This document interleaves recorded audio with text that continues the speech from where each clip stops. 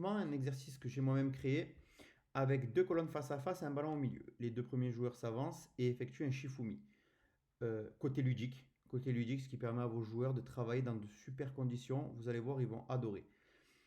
Un parcours de motricité par équipe, un parcours de conduite. Le gagnant effectue le parcours de conduite de son côté, le perdant de son côté effectue le parcours de motricité. Les deux joueurs se retrouvent dans la zone de duel avec, pour celui qui est en conduite, 2 buts au fond et celui qui est défenseur, s'il récupère le ballon, 2 buts sur les côtés. Pourquoi 2 buts? On est dans la taille d'espace libre. Si un côté est bouché, ils peuvent aller bien sûr dans l'espace qui est libre. Deux variantes, donc la première, je vous l'ai mis, rajouter un deuxième ballon pour le côté transition, la réaction. Et ensuite, la deuxième qui est très importante aussi et qu'il ne faut pas négliger, c'est faire croiser vos colonnes. Pourquoi? Parce que vous allez voir que le droitier va être attiré par son pied droit, le gaucher par son pied gauche. Sauf que là, on a l'attaque d'espace libre et la consigne que vous devez passer à vos joueurs, c'est attaquer les espaces. N'attaquez pas sur votre bon pied, attaquer les espaces. Si cette notion est maîtrisée, vous allez voir qu'après, dans les duels offensifs notamment, ça va rouler. La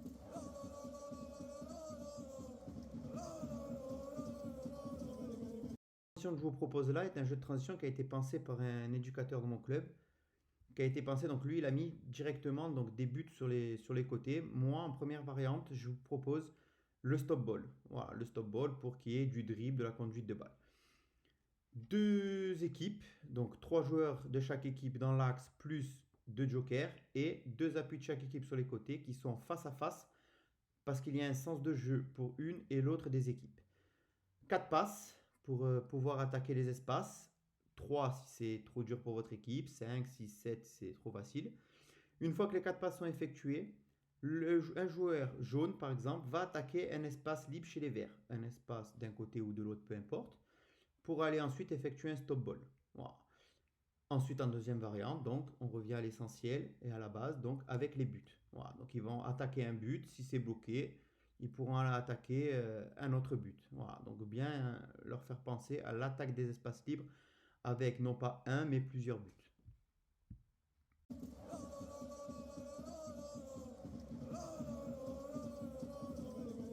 Exercice, vos joueurs sont situés dans les couloirs.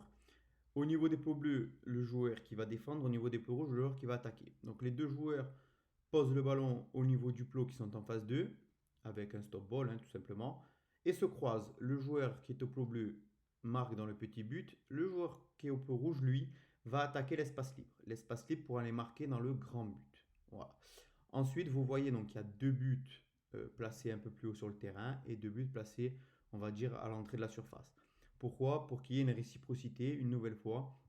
Si votre défenseur récupère le ballon, qui lui aussi un objectif, 2 buts, bien évidemment aussi, pour attaquer l'espace libre. Voilà, donc variante, faire croiser vos joueurs, l'attaquant devient défenseur, le défenseur devient attaquant, et bien sûr, changer de côté. Voilà, changer de côté pour, comme je vous l'ai dit dans l'échauffement, ne pas se focaliser sur son bon pied, mais focaliser vraiment les attentions des joueurs sur l'attaque de l'espace libre.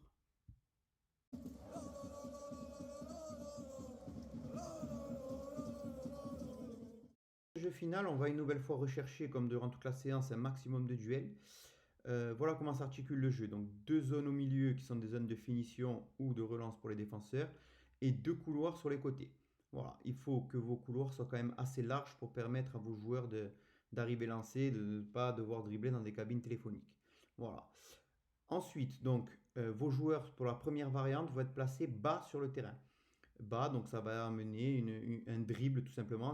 En gros, c'est où ils dribblent. Ils arrivent à dribbler leur vis-à-vis, où ils perdent le ballon et c'est action pour l'adversaire. Voilà. Mais ça va inciter voilà, vos joueurs à dribbler, à répéter leurs gestes. Ensuite, pour la deuxième variante, vos appuis vont être placés plus haut sur le terrain. Vous pouvez rencontrer des difficultés au niveau de vos joueurs pour la relance. Vous ne paniquez pas, vous mettez un joueur en décrochage. Voilà, ce qui va permettre une supériorité à la relance et ensuite donc une supériorité en zone offensive. Quand vos appuis hauts reçoivent le ballon, à ce moment-là, voilà, sur le temps de passe, votre défenseur sort et on a un 1 contre 1.